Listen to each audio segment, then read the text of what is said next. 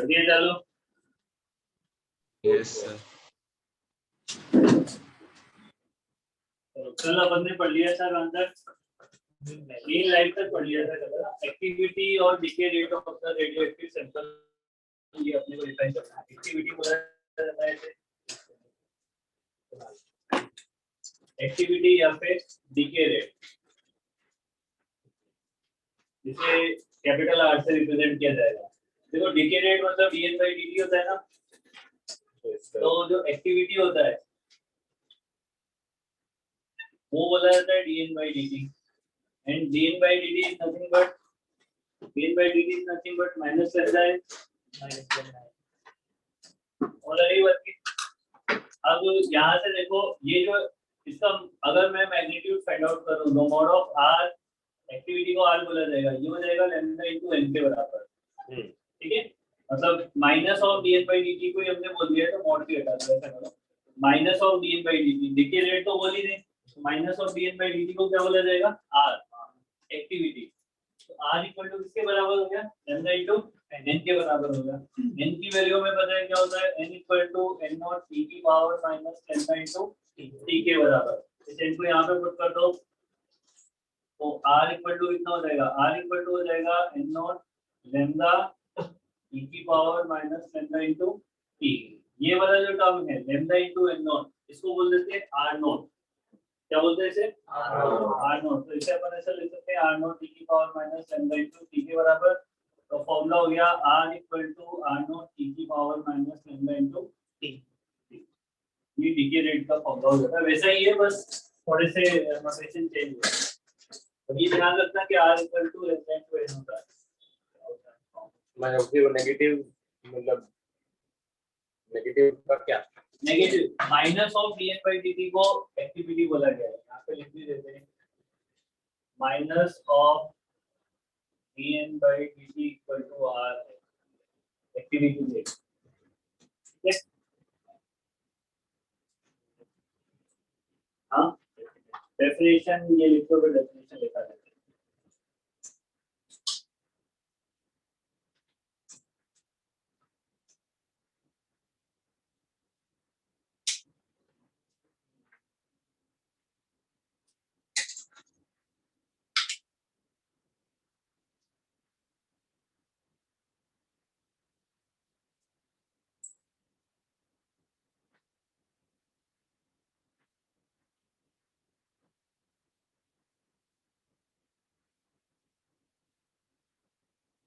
क्या yes sir. तो definition में लिखना, it is defined as the number of radioactive, it is defined as the number of radioactive, it is defined as the number of radioactive disintegration taking place per second, number of radioactive disintegrations taking place per second in the sample। ठीक है, वही dn by dt को लिखा है, disintegration पर second को activity बोला गया है। ठीक है ना, टेकिंग प्लेस पर सेकंड इन द सैंपल, है ना।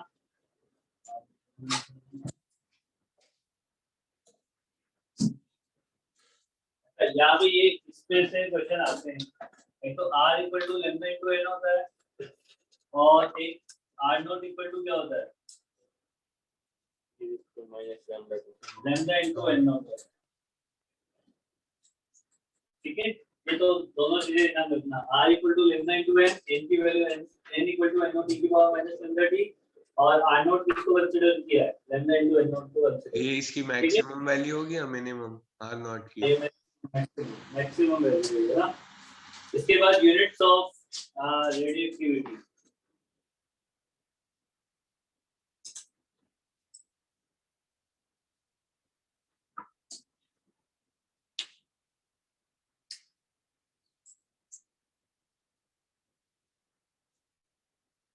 इसकी यूनिट्स की बात करें हम तो यहाँ पे हमारे पास तीन टाइप की यूनिट है। एक तो होता है बैक्टीरियल, बैक्टीरियल जो होता है वो होता है नंबर ऑफ डिसइंटीग्रेशन पर सेकंड, है ना। तो 1 BQ ऐसे लिखा जाता है, फुल फॉर्म उसमें लिखी हुई है 1 becquerel equal to 1 disintegration per second.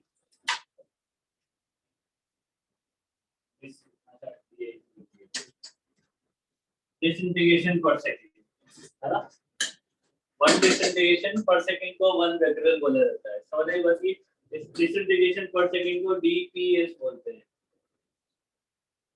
ठीक है ना, DPS डिसइंटीग्रेशन पर सेकेंड। समझ आई बात?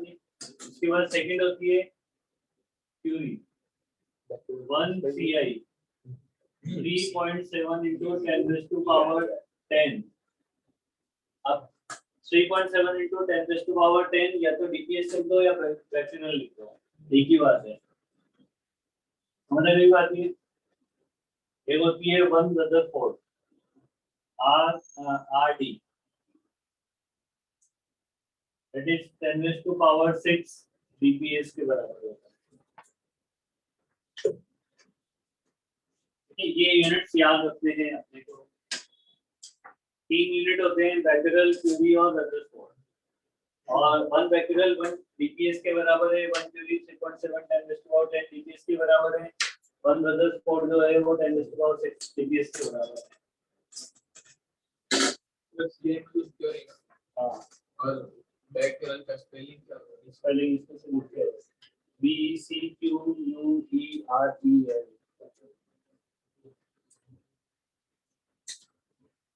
नोटेशन याद रखना है। ठीक है, इसके बाद हमारे पास Q वैल्यू। Q वैल्यू और एनर्जी ऑफ न्यूक्लियर रिएक्शन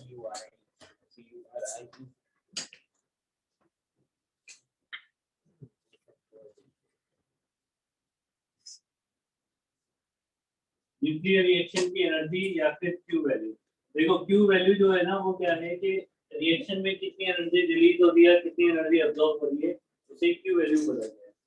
अब Q वैल्यू निकालने के लिए अपने को डेल्टा M निकालना पड़ता है। तो Q वैल्यू कैसे निकाली जाती है? Q वैल्यू ऑफ रिएक्शन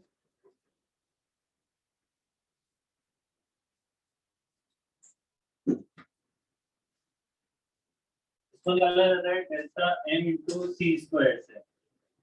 ठीक है, डेल्टा M इंटू सी स्क्वायर से। डेल्टा M अगर आपका AMU में दे रखा हो तो किससे मल्टीप्लाई कर देंगे डायरेक्टली? डेल्टा M अगर आपका AMU में दे रखा है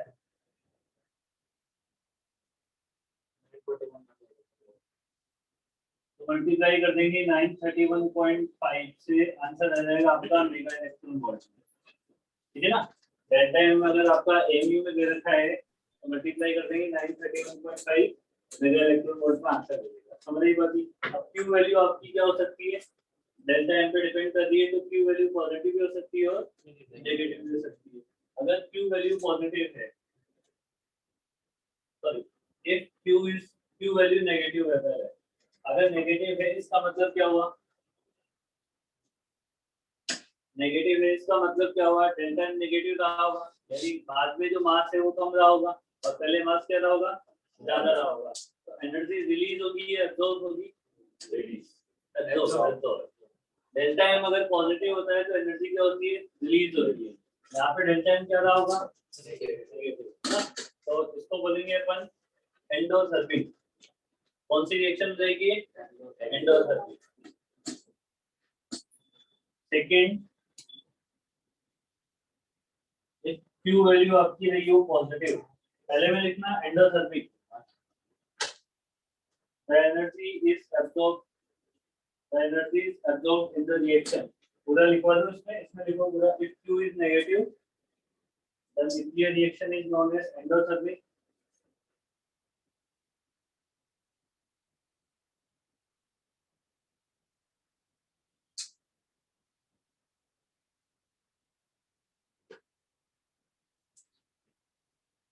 तो लिखोगे फर्स्ट वाले में, हाँ ये लिखिए Q is negative. The nuclear reaction is known as endothermic. The nuclear reaction is known as endothermic. Bracket में लिख सकते हो energy is released in reaction. Endothermic bracket में लिख लेना एनर्जी इज सॉरी एब्जॉर्ब उल्टा हो गया energy is absorb in reaction और दूसरा इसको उल्टा लिख लो एक्सोथर्मिक हो जाएगा एनर्जी एब्जॉर्ब होगी एब्जॉर्ब क्या होगी एनर्जी रिलीज होगी आपका फ्यूजन रिएक्शन एंडोथर्मिक है फिर दोनों में एनर्जी तो दोनों में रिलीज होती है जब जुड़ते हैं तब भी रिलीज होती है जब टूटते हैं तब भी रिलीज होती है पर स्टार्टिंग के लिए तो बहुत सारी एनर्जी चाहिए बहुत सारी जुड़ने के लिए पर जब रिएक्शन कंप्लीट होगी तब तो एनर्जी देता ही है तभी तो उनका टेम्परेचर इतना ज्यादा मेंटेन है लास्ट होता है हाँ लास्ट में एनर्जी रिलीज होती है तभी तो लास्ट होता है एनर्जी रिलीज होने की वजह से तो इतने टाइम तक सन का टेम्परेचर कांस्टेंट बना हुआ है समझ आ गई बात ये अब अपन पढ़ते हैं अल्फा डीके बीटा डीके और गामा डीके है ना तीन टाइप के डीके अपने को पढ़ने हैं अल्फा बीटा गामा हमारे सिलेबस में ऐसा कुछ कटा है कि पूरा ये है अभी तक तो कुछ बोला नहीं पता लगी यार पिछली बार भी ऐसे ही हुआ था आधे ज्यादा फिजिक्स पढ़ाने से बोलते कि 30% कर दिया मतलब अभी कटने का चांस है ना उम्मीद है अभी पता नहीं कि और टेस्ट कर तुम्हारा तो क्या जीपीएस में टेस्ट का क्या हुआ जीपीएस में केस में एनवीएन में कोई नहीं होगा सर नहीं वाला था इसको पता है सर सुबह में तो वाले ही कम है अभी देखो अल्फा डीके का मतलब अल्फा पार्टिकल का बाहर निकलना रेडियोएक्टिव एलिमेंट के आपका अल्फा पार्टिकल है ना जब रिएक्शन होगी तो रिएक्शन के दौरान क्या बाहर निकलेगा आपका रिएक्शन के बाद आपका एक अल्फा पार्टिकल बाहर निकलेगा समझ रही बात एक जनरल इक्वेशन लिखे भी समझेंगे तो अल्फा पार्टिकल क्या है 2He4+2 हीलियम न्यूक्लियस को ही अपन क्या बोलते हैं अल्फा पार्टिकल अल्फा पार्टिकल बाहर निकल क्यों रहा है to gain the stability stability को गेन करने के लिए अल्फा पार्टिकल क्या हो रहा है बाहर निकल रहा है इसमें लिख लेते हैं थोड़ा सा it is a process in which unstable nuclei transform it is a process in which unstable nuclei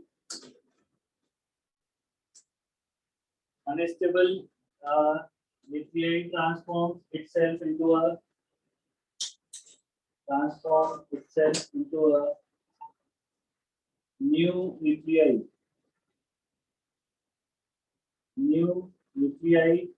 by emitting alpha particles और अल्फा पार्टिकल्स के ब्रैकेट में क्या लिख लोगे n हीलियम न्यूक्लियस 2He4+2 क्या n हीलियम न्यूक्लियस और उसका notation लिख लो 2He4+2 समझ आई बात समझ आ गया हीलियम न्यूक्लियस लिख लिया ना है ना अब देखो कोई अगर रिएक्शन में मान लो कि कोई एलिमेंट है जिसका एटॉमिक मास नंबर और एटॉमिक नंबर दे रखा है आपको को ये अगर कन्वर्ट इसमें से अगर मान लो कि अल्फा पार्टिकल बाहर निकलेगा तो अल्फा पार्टिकल बाहर निकलने पे क्या होगा देखो 2He4 बाहर निकला हमारे पास यहाँ से तो जेड में कितना कम हो जाएगा तो Z-2 हो जाएगा और एटॉमिक नंबर पे कितना कम हो जाएगा 4 कम हो जाएगा इसमें क्वेश्चन कैसे पूछे रहेंगे ना और एक क्यू वैल्यू मिलेगी साथ में मतलब ये जो एनर्जी रिलीज हो रही है उसमें से कोई एनर्जी रिलीज होगी या एब्जॉर्ब होगी पॉजिटिव है तो रिलीज होगी नेगेटिव है तो एब्जॉर्ब होगी समझ रही है अब क्वेश्चन कैसे आते हैं इस बात का ध्यान रखना कि यहाँ से जा रहे हैं यहाँ से आते हैं और जेड की वैल्यू मान लो जैसे यहाँ पे 10 है यहाँ पे रहेगी मान लो 4 यहाँ पे कितनी थी यहाँ पे कितनी थी तो वो आपसे पूछेगा कि बताओ कितने अल्फा पार्टिकल यहाँ से निकले हैं ठीक है फिर जब बीटा पढ़ लेंगे तो अल्फा बीटा का मिक्स कर देगा 4 थी 10 है तो बताओ कितने अल्फा कितने बीटा बाहर निकले समझे बात को तो कैसे निकालना पड़ता है कि जेड कितना कम हुआ है और ए कितना कम हुआ है उससे चेक करना पड़ता है ठीक है ना जेड कितना कम हुआ है और ए कितना कम हुआ है उससे चेक करना पड़ता है ये रिएक्शन है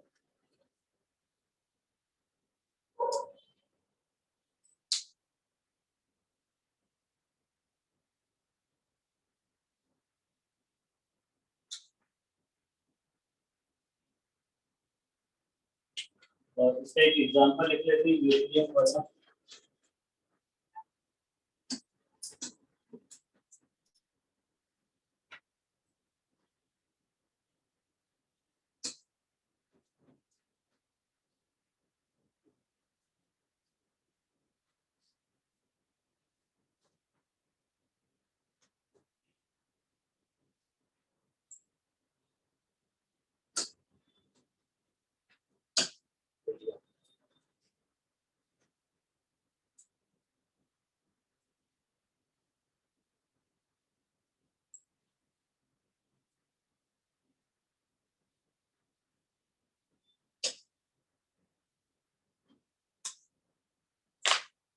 और ये होती है यहाँ पे लिखना नीचे here Q value is the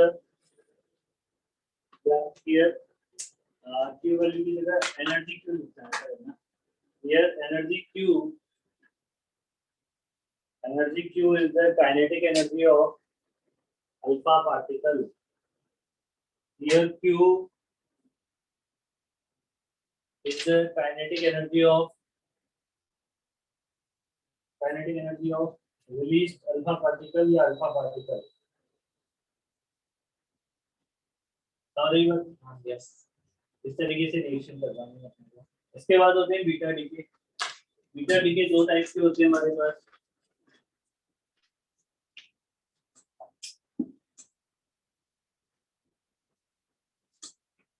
एक होता है बीटा माइनस डीके, एक होता है बीटा प्लस डीके। ठीक है, बीटा माइनस में आपका क्या है, जेड की वैल्यू एक इंक्रीज करती है, मतलब इसमें आपका एक इलेक्ट्रॉन बाहर निकलता है, और बीटा प्लस में पॉजिट्रॉन बाहर निकलता है ना। तो पहले लिखो इसमें डेफिनेशन लिखो, the process of spontaneous Beta minus. पहले बीटा डीके में लिखो, the process of spontaneous emission of the process of emission of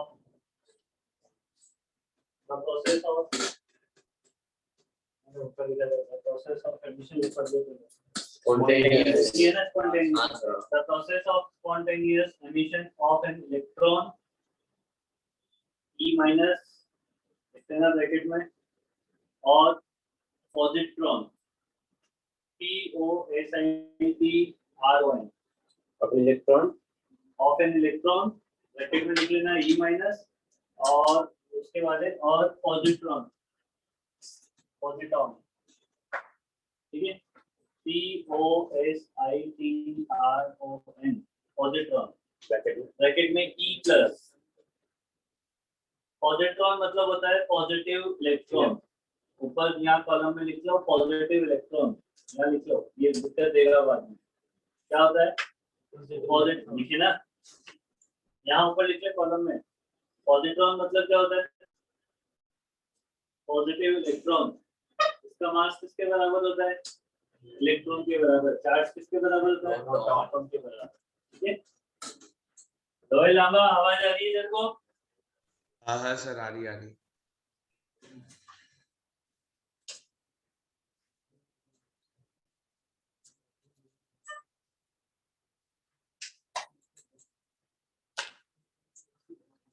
ठीक है, समझ आई बात है। अब पहला लिखो बीटा माइनस डीके, पहला लिखो बीटा माइनस डीके।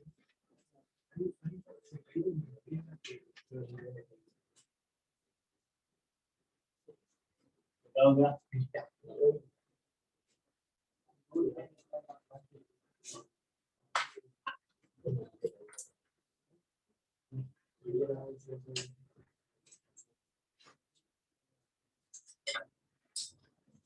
देखो बीटा माइनस डीके में क्या होगा, जेड की वैल्यू जो है वो एक इंक्रीज होगी। जेड की वैल्यू जो है वो क्या होगी, एक इंक्रीज होगी। अब जेड की वैल्यू एक इंक्रीज क्यों होती है, क्योंकि बीटा माइनस रिएक्शन में आपका न्यूट्रॉन जो है वो कन्वर्ट होता है प्रोटॉन में। न्यूट्रॉन किस में कन्वर्ट हो जाता है, इधर अपने को जेड की वैल्यू बढ़ानी है ना। हाँ सही है, जेड न्यूट्रॉन कन्वर्ट होना चाहिए किसमें, जेड की वैल्यू 1 बढ़ जाएगी ना, यहाँ पे हो जाता है Z+1 और मास नंबर में कोई फर्क नहीं पड़ता, ये बीटा माइनस पार्टिकल हो गया। इसके साथ एक और पार्टिकल बाहर निकलता है जिसे बोलते हैं एंटी न्यूट्रिनो, न्यू के ऊपर ऐसे बाहर लगा दिया जाता है। ये इसमें कोई मास वास का कोई फंडा नहीं है, बस ये एनर्जी वाले पार्टिकल, ठीक है। ये बीटा माइनस हो गया और ये उसके साथ क्या निकल गई, एनर्जी टाइप निकल गई, तो इसे बोलते हैं एंटी न्यूट्रिनो, ठीक है। तो देखो इसमें लिखेंगे अपन the mass number of radioactive nuclei remains unchanged. The mass number of radioactive nuclei remains unchanged, but atomic number increases by 1. But atomic number increases by 1.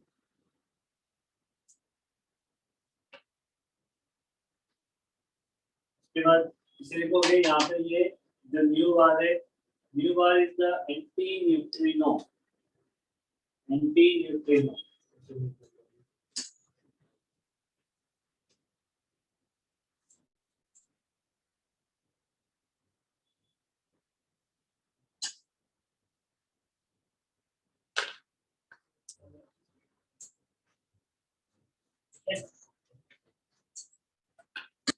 सही बात है। सर वो बी वाला क्या ये anti neutrino, anti neutrino.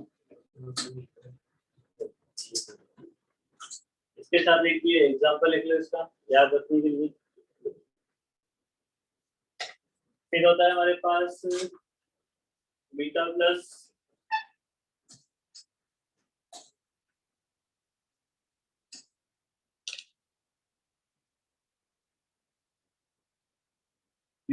DK में क्या होगा,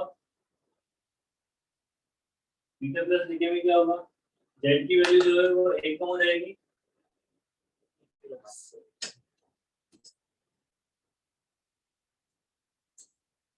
और इसमें बाहर निकलता है न्यूट्रिनो, वो होता है बाहर लगा हुआ एंटी न्यूट्रिनो, और ये होता है आपका न्यूट्रिनो, ठीक है। न्यूक्लियस में ऐसे तो बनता नहीं है, तो कुछ बनता होगा, कैसे तो बनता होगा, ये तो आपने बताया। वो पार्टिकल है जैसे बीटा माइनस इलेक्ट्रॉन ये निकल रहे हैं, वैसे वो पार्टिकल निकलता है, एनर्जी पार्टिकल है ये, वैसे पॉजिट्रॉन भी कहीं नहीं, वो भी किसी में बनता तो है कैसे, जैसे अभी बता भी रहा हूँ कि वो न्यूट्रिनो का तो नहीं पता लगेगा, बट ये इलेक्ट्रॉन ये तो पता लग जाएगा कैसे बनता है, ठीक है। इसमें Yes, sir. इसके साथ एक इक्वेशन लिख लेते हैं सोडियम वाली, तो याद रखनी पड़ेगी।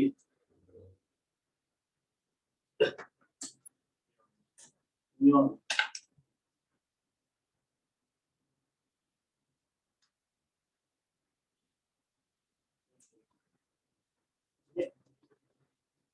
समझ गई बच्चे। और अब अपन ऐसा लिख सकते हैं कि इन अदर वर्ड्स, मैंने जो बोला था ना इसमें प्रोटॉन बनता है, न्यूट्रॉन टूट के क्या बनता है, प्रोटॉन बनता है।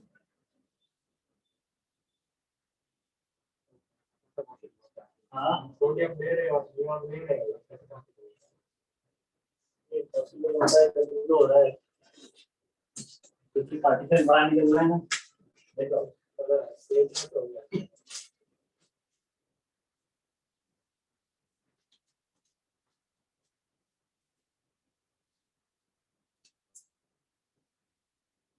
फॉर बीटा माइनस के लिए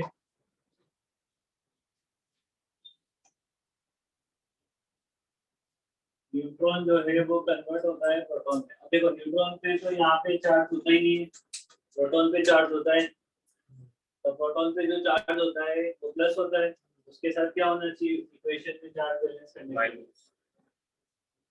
हो जाएगा हमारे पास इलेक्ट्रॉन, ठीक है। और साथ में कौन सा पार्टिकल होता है इसके, तो इसके साथ में कौन सा होगा, एंटी न्यूट्रिनो, ये हो जाएगा एंटी न्यूट्रिनो पार्टिकल यहाँ पे हमारे पास। ऐसे ही बीटा प्लस डीके के लिए क्या होगा, positron plus देखो मैं कैसे याद रखता हूँ कि इसमें जेड की वैल्यू देखो माइनस में प्लस होता है plus प्लस में माइनस होता है पहली बात तो ये। अब कौन सा किस में कन्वर्ट होता है भाई जेड बड़ा है तो प्रोटॉन बनना चाहिए था तभी जेड बढ़ेगा ऐसे ही ना। तो बीटा प्लस में क्या होगा इसका उल्टा होता है प्रोटॉन जो है वो टूटेगा किसमें न्यूट्रॉन में। इधर चार्ज है इधर चार्ज नहीं है तो इधर क्या हो जाएगा positron पॉजिट्रॉन उसके साथ चला जाएगा न्यूट्रिन हाँ?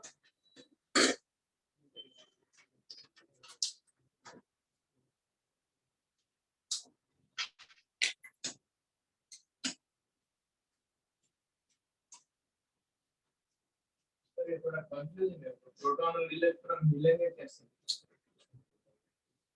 प्रोटॉन मिलाना सभी में अरे वो proton plus electron plus anti nuclear है ना, मिलाना हाँ मिलाना भी न्यूट्रॉन में से निकले। अरे वो मिक्सचर रिएक्शन नहीं है, मिक्सचर ऐसे नहीं नहीं है इसको तोड़ के प्रोटॉन बनेगा ऐसे कैसे पॉसिबल होता है ये बैलेंस इक्वेशन बैलेंस हुआ है ऐसा थोड़ी ना है कि न्यूट्रॉन में से अंदर से प्रोटॉन निकल रहा होगा इससे ऐसा नहीं है। ये तो इधर न्यूट्रॉन है इधर अगर एक प्रोटॉन है तो बैलेंस कैसे होगा बैलेंस करवाने के लिए इक्वेशन लिखी हुई है ऐसे तो इससे इससे ये फॉस्फोरस से सल्फर कैसे बनेगा कैसे पॉसिबल है ऐसे पर ये इनसे पॉसिबल है ना अगर 16 हो गया तो फिर क्या बनना चाहिए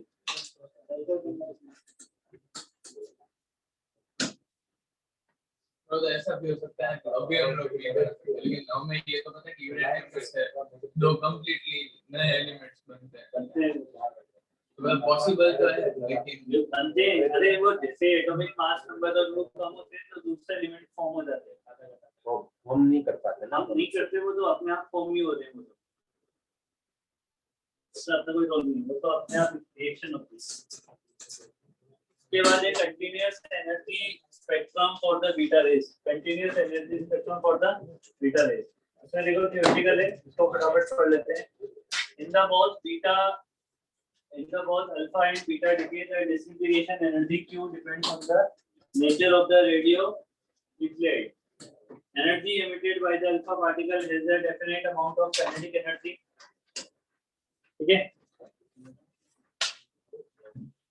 कहा था energy emitted by the alpha particle has a definite amount of kinetic energy. However, in the beta decay the disintegration energy shared in all the particles.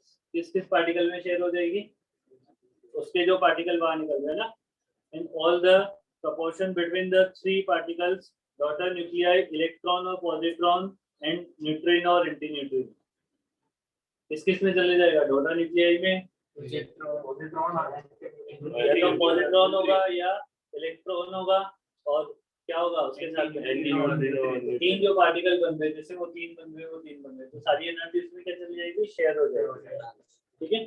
As a result, kinetic energy of the beta ray have a continuous energy spectrum. और इस तरीके से beta रे का जो या beta रे की बीटा पार्टिकल होनी चाहिए बीटा डिके होना चाहिए था बीटा डिके का जो एनर्जी स्पेक्ट्रम है वो क्या हो जाएगा ताकि और कोई इम्पोर्टेंट नहीं। इसके बाद है गामा डिके में क्या है एनर्जी डिके होती है पता एनर्जी डिके क्या होती है एनर्जी रिलीज होती है हाँ नहीं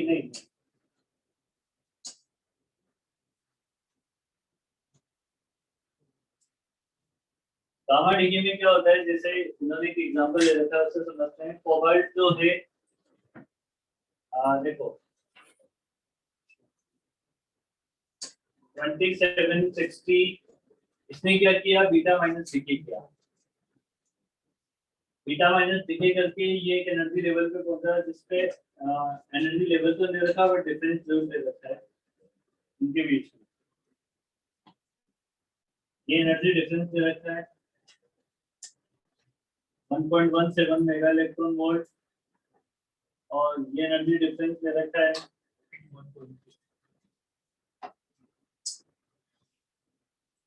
और एनर्जी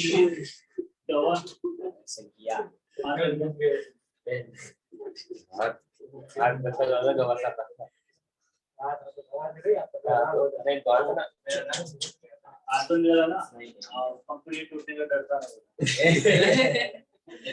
प्लास्टिक का है हाँ तो हाथ तो नहीं टूटेगा ना इसलिए वो टूट रहा था जोरी से बांध दे भाई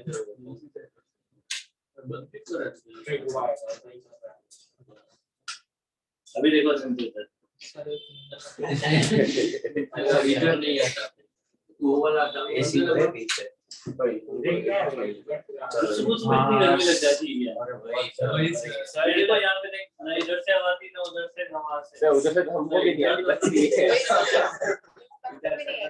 नहीं अभी तो फिर भी कम बच्चे शाम वाली क्लास में तो पूरा बढ़ जाता है हाँ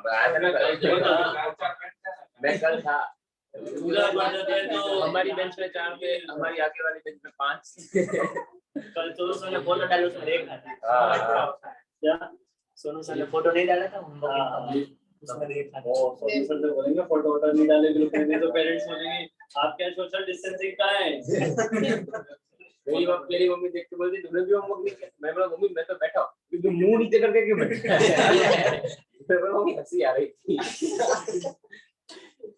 इसमें 2-3 जने दिख नहीं रहे हो खड़े हैं ना फिर वही हाँ। पीछे सर मैं तो घर पे ना तो मैं तो पूछते तू क्या पूछता है ऐसे पूछ हाँ से मैं तो घर पे था तो भी मैं तो पूछा कि तू कहाँ खड़ा है तू कहाँ खड़ा है मतलब पेरेंट्स को भरोसा है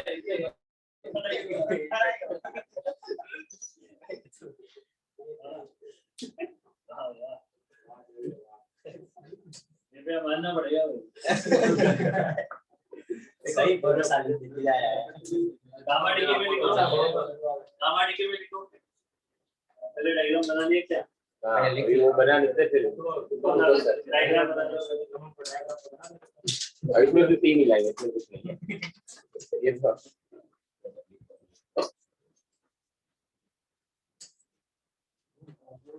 क्या बोलते हो आज खत्म कर दें इसको वही है दो पेज है कर दो सर न्यूक्लियर रिएक्टर से तुम पढ़ जाओगे घर से हर बार नहीं पढ़ाता हूँ उससे घर से पढ़ने का होता है हो जाएगा क्योंकि न्यूक्लियर रिएक्टर में पूरा थ्योरेटिकली काम की चीजें मैं बता दूंगा कि कैसे याद रखने कूलेंट याद रखने मॉडरेटर याद रखने फ्यूल याद रखना उसका सब याद रखते हैं इसमें कितने सारे पॉइंट दे रखे हैं कम से कम 10-12 पॉइंट दे रखे हैं बहुत परफेक्ट होगा एलिमेंट टेस्ट करते हो तो हो गया कंप्यूटर मोबाइल पे चले थे निकल तो एक एनर्जी टेस्ट कर कोबाल्ट से बना निकल है वो निकल के स्टेट ही बने ऊपर वाला जो स्टेट है वो किसका है बीटा माइनस हो गया ना बीटा माइनस होते जेड की वैल्यू बढ़ जाएगी इलेक्ट्रोनिकल अरे इलेक्ट्रॉन यहाँ बीटा माइनस हो गया ना बीटा माइनस होते ही यहाँ पे क्या बन जाएगा प्लस 28 हो जाएगा ना ये अब ये निकल के स्टेट है 3 एनर्जी स्टेट है 3 उसके ठीक है सर इसमें भी आइंस्टाइन ने बोला था वैसे कंजर्वेशन ऑफ मास नहीं लगेगा ना कंजर्वेशन ऑफ मास नहीं क्योंकि उनके भी मास वो एनर्जी की फॉर्म में निकल रहे हैं ना पर वही इलेक्ट्रॉन वाला टाइटल भी चलो लिखिए इसमें the process of emission हाँ पहले रुकना तेरा सर आप अकेले बोलो बहुत शोर आ रहा है सुनाई नहीं दे रहा अकेले बोलो मैं अभी तो बंद करवा दे हमें बुलवाना बंद करा दे अकेले अकेले के बाद क्या बोल रहा है वो जो डेफिनेशन लिखवा रहे थे वो अच्छा ये बोल रहा है सिर्फ मैं बोलूं मेरे को लगा सर आप अकेले बोलो का ध्यान रखना है अरे ये तो वो सिर्फ किंचू का ही आवाज आ रहा है आपका तो आ ही नहीं रहा इसलिए हाँ ये किंचू को डिस्टर्ब कर रहा है क्लास को अरे डाउट किंचू को कल डायरिया हो गया था डायरिया सही हो गया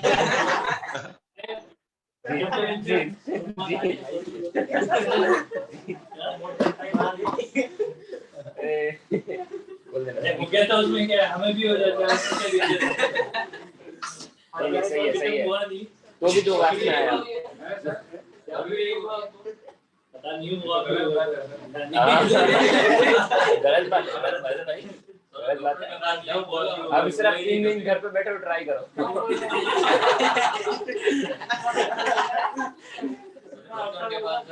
भाई डॉक्टर का तो सर डॉक्टर मेरे को डायरिया ही नहीं हुआ कब गोली लो डॉक्टर बोला पर ध्यान नहीं दिया होगा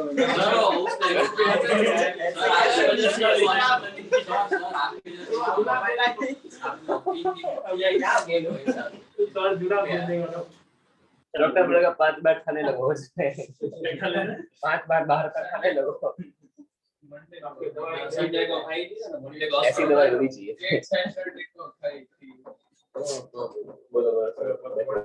चलो चलो अरे ये मैं लिख रहा हूँ। The process of emission gamma ray. The process of emission of gamma ray photon during the radioactive disintegration. During the radioactive disintegration of a nucleus is called gamma ray. Radioactive disintegration of a nucleus is called gamma ray. ना आगे लिखना full stop करके gamma ray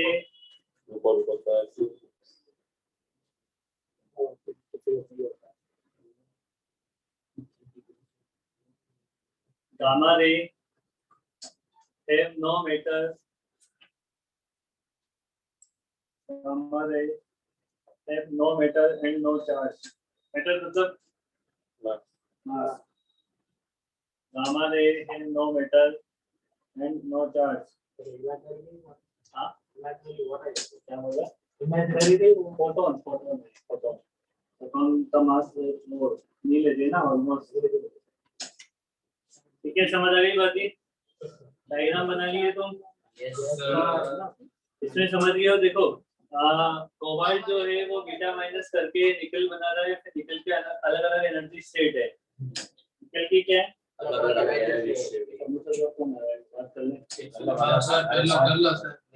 नहीं sir hello हाँ sir हाँ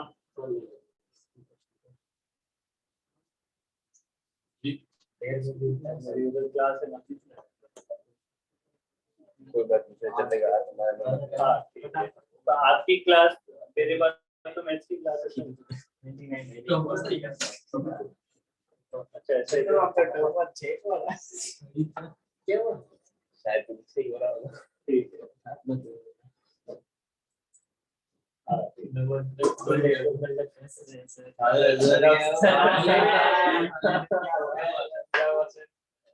sir की तो class नहीं है आप ले लो सब सर आ जाएंगे अरे सर दोनों सर के 2 घंटे क्लास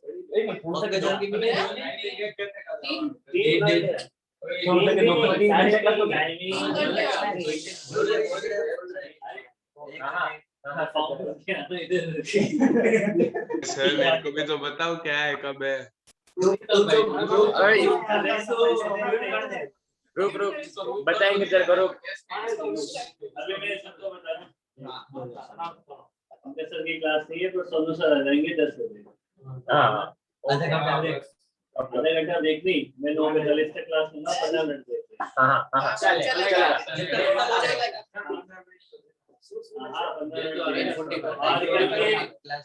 कल के पेपर का टाइमिंग तो 1.5 घंटे था मैंने उससे पहले बोला था बट उन्होंने ध्यान नहीं दिया इस बात का हाँ मैंने बोला था शेड्यूल में भी 1.5 घंटे का मैंने उसी हिसाब से पेपर में आज जाके बोलना सर सर आपने टाइम आपने धोखा किया। वो तूने क्या देखा तेरे को कैसे पता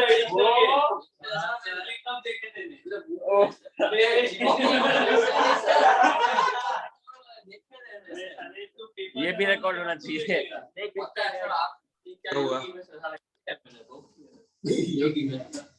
इसको पता है यही आने वाला है। कितना झूठ बोलता है ये, कितना झूठ भाई बोलता है। यार सर कैमरे के सामने सबको बताओ क्या हुआ। ऐसी चीजें मिस नहीं होनी चाहिए। रिकॉर्डिंग कर लेना तू, बस क्या हुआ उसकी मत कर। वो तू भी रिकॉर्डिंग में देख ले। तू भी रिकॉर्डिंग में देख ले।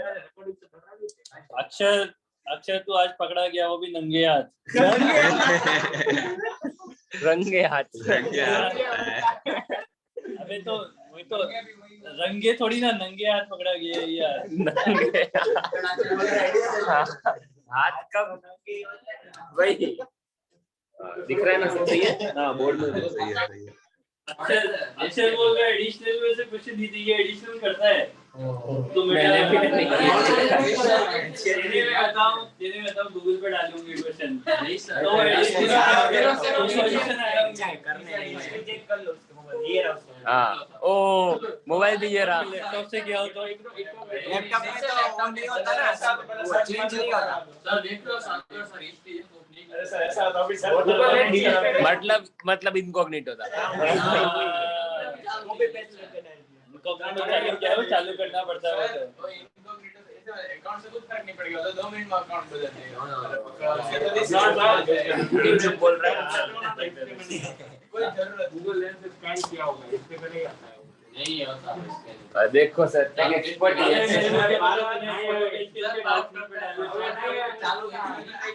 और doubt note exercise additional exercise question number ये है। बोल रहे हो उसमें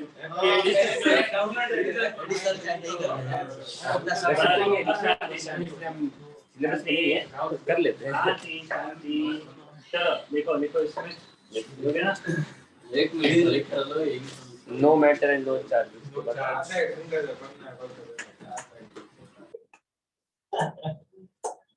अभी देखो वो जो अपना निकल बन रहा है, वो 2 सक्सेसिव एनर्जी रिलीज के बाद, यानी गामा एनर्जी के बाद गामा पार्टिकल बाहर निकल रहा है। पहले वाले में कितना निकला 1.17 मेगा इलेक्ट्रॉन वोल्ट का, और दूसरे वाले में 1.3। 2 बार एनर्जी रिलीज कर रहा है और अपनी ग्राउंड सेट कर रहा है। समझ आ गई बात? ये होता है आपका गामा एनर्जी, गामा डीके होता है इसमें आपके मास और जेड पे भी कोई फर्क नहीं पड़ेगा, मास और जेड पे फर्क नहीं पड़ेगा। ठीक है, अबे शांति से, अभी बहुत सारा बाकी है। न्यूक्लियर फिशन तो आपने करा दिया। हां, न्यूक्लियर एनर्जी हमने करवा दिया है, बस उसको देख लो, ये वही है। The energy release during a nuclear reaction is called the nuclear energy. For the lighter nuclear it is a less than 30, है ना, and for the heavier nuclei a greater than 170.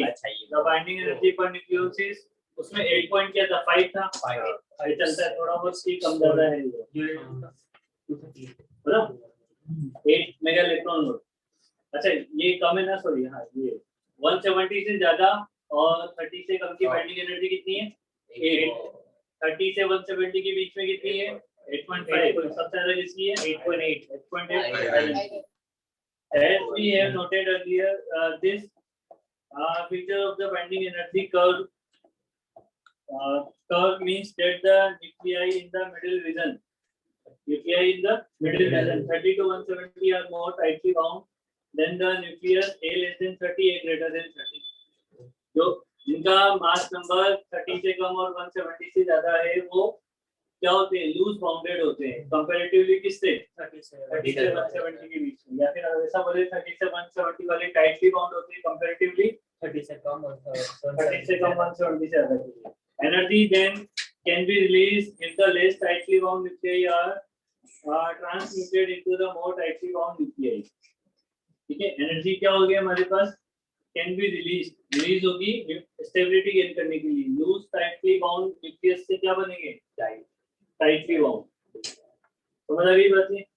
2 types of the nuclear reactions, nuclear fission और nuclear fusion.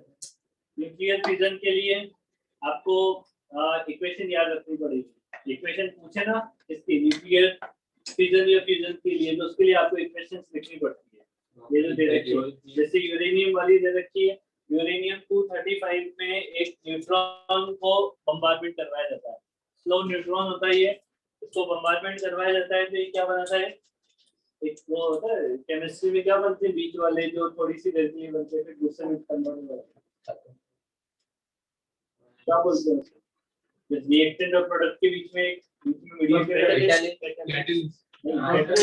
Catalyst के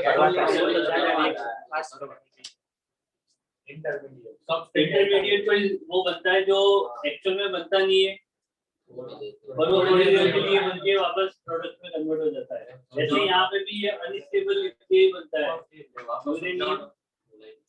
अरे जैसे कि मान ले एक प्रोडक्ट, एक आपका रिएक्टेंट है, दूसरा प्रोडक्ट है। रिएक्टेंट से प्रोडक्ट बनने के बीच में स्टेट में जो भी आपके वो बन रहे हैं एलिमेंट बन रहे हैं, वो उनमें क्या है, वो अनस्टेबल होते हैं। जैसे इस इक्वेशन में क्या बनता है, यूरेनियम 236 बनता है, बट वो अनस्टेबल है। अनस्टेबल होकर वो वापस क्या होता है, फिर ब्रेक हो जाता है। आगे इसमें मीडियम और प्रोटॉन में ब्रेक हो जाता है। ठीक है, इसमें 3 न्यूट्रॉन निकल जाते हैं और एक क्यू वैल्यू निकल जाती है। हाँ नहीं लिखना है, पांचों के बाद स्टेट याद करना, पांचों के बाद केस याद करना पड़ेगा। ये एक में थोड़े तेरे मटेरियल ये 3-4 इक्वेशन होती है बेसिकली, ये 4 टाइप की इक्वेशन होती है। अपने तो नहीं आती है मेरे हिसाब से, अपने नहीं है, अपने नहीं आती है। तो 4 टाइप की इक्वेशन होती है। ऐसे इन्हें बोलते हैं 4k+1 4k+2 4k+3, इस टाइप की इक्वेशन होती है, सीरीज बोलते हैं जिसे। ठीक है, समझ आ गई बात?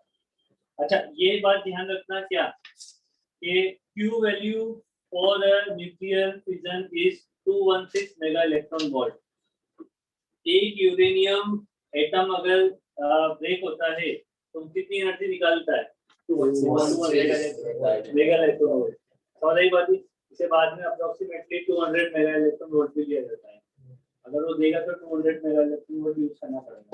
तो एक यूरेनियम कितना एनर्जी रिलीज कर देगा, 216 मेगा इलेक्ट्रॉन वोल्ट। फिर इसके बाद न्यूक्लियर रिएक्टर, न्यूक्लियर रिएक्टर तो तुम्हें पढ़ना है। Nuclear reactor nuclear power plant के बारे में सुना? वहाँ पे क्या होते हैं, बहुत बड़े बड़े रिएक्टर बनाए जाते हैं, उसके कंक्रीट वगैरह के बनाए होते हैं। चैम्बर होते हैं बेसिकली क्लोज्ड एकदम। उनमें क्या रखा जाता है, फ्यूल रखा जाता है, यूरेनियम 235 होगा। यूरेनियम 235 का यूज किया जाता है ना, यूरेनियम 235 यूज किया जाता है।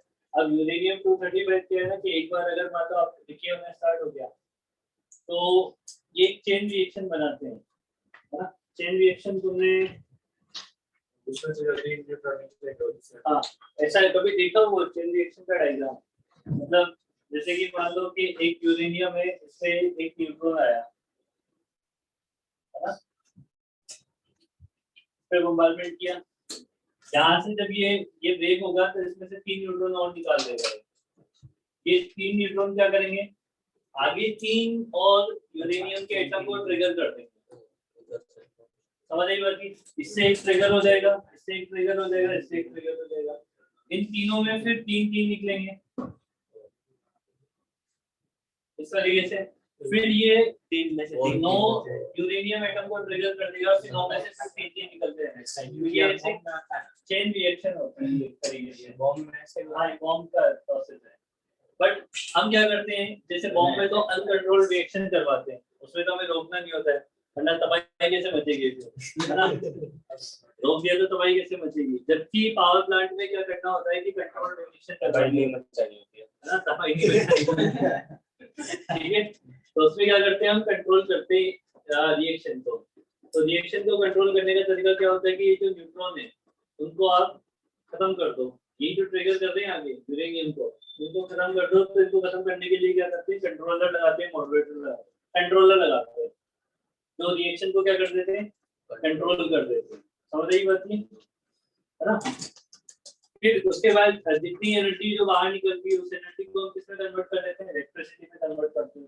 न्यूक्लियर एनर्जी को कन्वर्ट कर देते हैं किसमें, इलेक्ट्रिसिटी। मतलब बेसिकली इस एनर्जी का यूज है ना वो स्टीम वगैरह, अगर स्टीम पावर प्लांट है तो स्टीम बनाने में करते हैं, स्टीम से फिर टरबाइन को घुमाते हैं, टरबाइन से इलेक्ट्रिसिटी बनाते हैं, ऐसा होता है। ठीक है, तो इसमें पूरा प्रोसेस सब लिखा हुआ है। और इसमें मैं तुम्हें बता देता हूँ कि इसका जो फ्यूल है वो यूरेनियम 235 होता है। एक यूरेनियम एटम ब्रेक होता है तो कितनी एनर्जी रिलीज करता है, 216 mega electron volt energy release करता है। पॉइंट नंबर 4 में देखो मॉडरेटर का यूज क्या है। In the reactor light nuclei for the moderators are provided along with the fissionable nuclei for the slowing down the fast neutrons. Moderator का काम क्या है, to slow down the fast neutrons.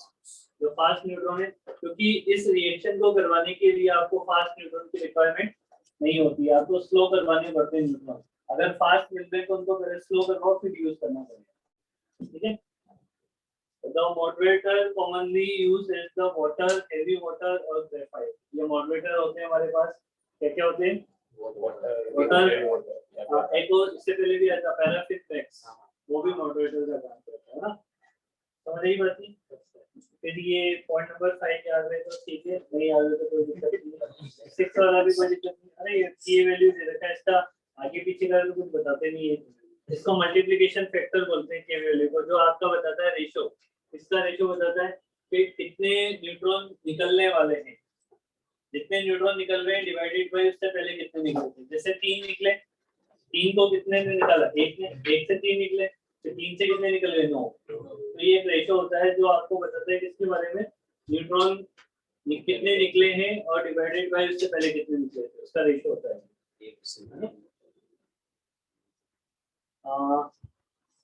फिर इसमें देखो पॉइंट नंबर आपका लिखा हुआ है कितना, 7 नहीं 8।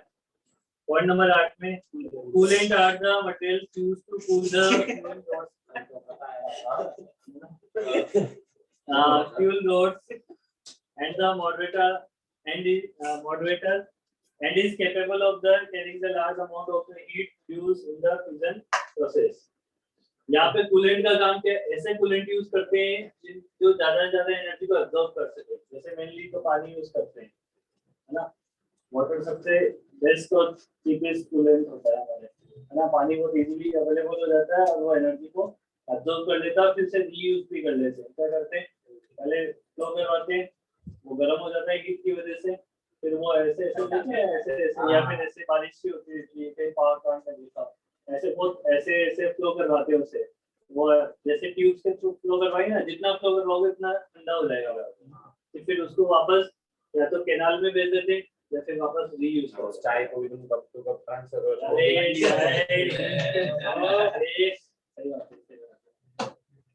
ठीक है, ठीक है ना।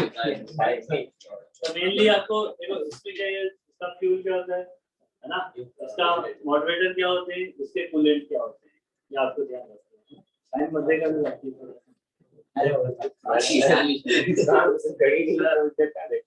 एनसीईआरटी का क्या, एनसीईआरटी हाँ अभी ये तो देख ले, nuclear fusion reaction, nuclear fusion. अब न्यूक्लियर फ्यूजन में क्या होते हैं कि लाइट न्यूक्लियाई कन्वर्ट होते हैं किसमें, हेवियर न्यूक्लियाई में कन्वर्ट होते हैं, है ना। लाइट न्यूक्लियाई किसमें कन्वर्ट होते हैं, हेवियर न्यूक्लियाई में कन्वर्ट होते हैं। एक तो जो सबसे लास्ट में 5th नंबर पे लिखा हुआ है, ये आपको याद रखना पड़ेगा पूरी इक्वेशन। 1h1 1h1 मिलके 1h2 बन गए और पॉजिट्रॉन और इलेक्ट्रॉन मिलके गामा रेज बना रहे हैं, है ना। फिर 1h2 और 1h1, है ना। ये प्रोटियम, इसमें कितने प्रोटियम यूज कर रहे हैं अपन, यहाँ पे देखो 2 तो अपन यूज कर लिए, फिर एक और यूज किया, है ना। 3 तो प्रोटियम यूज कर रहे हैं, एक और यूज किया है कहाँ से, एक ड्यूटेरियम भी है, नहीं 2 है। मतलब इसमें देखो 4 1h1 मिलते हैं और 2 इलेक्ट्रॉन मिलके आपका क्या बनाते हैं, हीलियम न्यूक्लियस बनाते हैं ना। 4 1h1 पार्टिकल मिलके क्या बनाते हैं, हीलियम न्यूक्लियस बनाते हैं। उसके साथ 2 इलेक्ट्रॉन भी लग रहे, 2 न्यूट्रिनो मिल रहे हैं, 6 गामा पार्टिकल मिल रहे हैं और सबसे इंपॉर्टेंट बात इसकी energy 26.7 mega electron volt,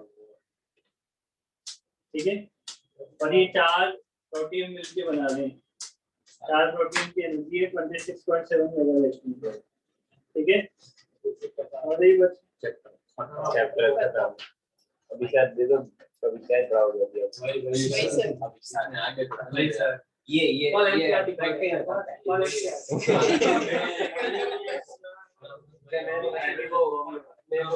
video का सर का लैपटॉप में